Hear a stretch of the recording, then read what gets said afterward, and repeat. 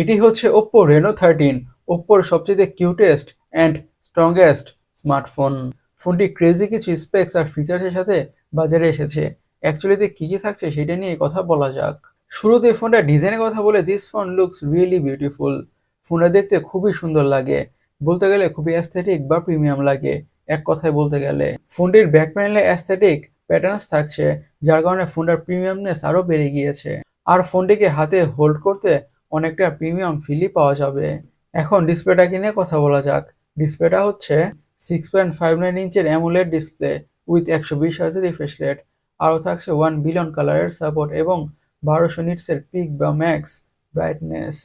এই প্যানেলটাতে যে কোনো ধরনের কন্টেন্ট ওয়াচিং এক্সপিরিয়েন্স হবে এক কথা ইমার্সিভ বা জোস।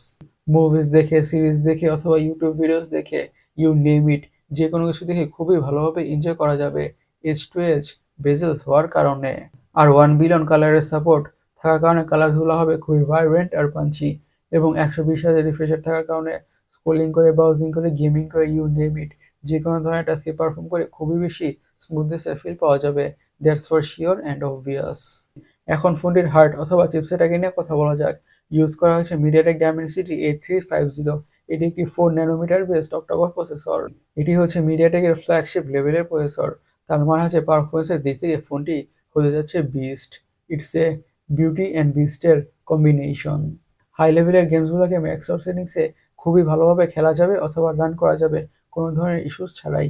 এবং day to day regular task, social media using, switching between apps, multitasking, you name it, যে কোনো ধরনের কাজই অনেকটা ভালোভাবেই করা যাবে।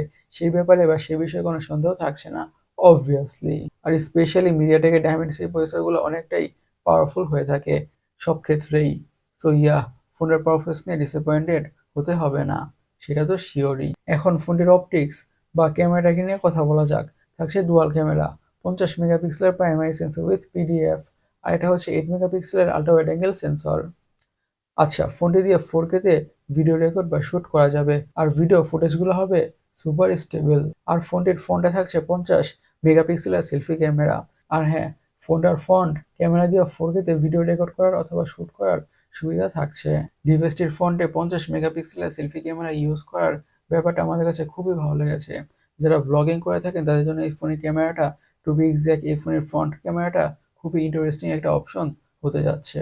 আর যাইরো ইএস থাকার কারণে ফুটেজগুলো তো অবশ্যই স্টেবল হবেই। ফোনটিতে সিকিউরিটি হিসেবে আরও থাকছে under display optical fingerprint sensor. Now let's talk about battery. পুরো ফোনটাকে পাওয়ার করছে 5600 mAh ব্যাটারি উইথ 80 ওয়াটের ফাস্ট চার্জিং এর সাপোর্ট।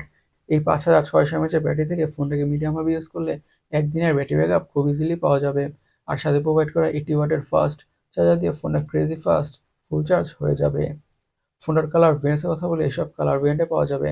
গাইস, আপনাদের Oppo Reno 13 স্মার্টফোনটি কেমন লেগেছে অবশ্যই কমেন্ট সেকশনে কমেন্ট করে জানাবেন। আর আমাদের আজকের ভিডিওটি এই পর্যন্তই। আমি সৈকত, সাইনিং আউট।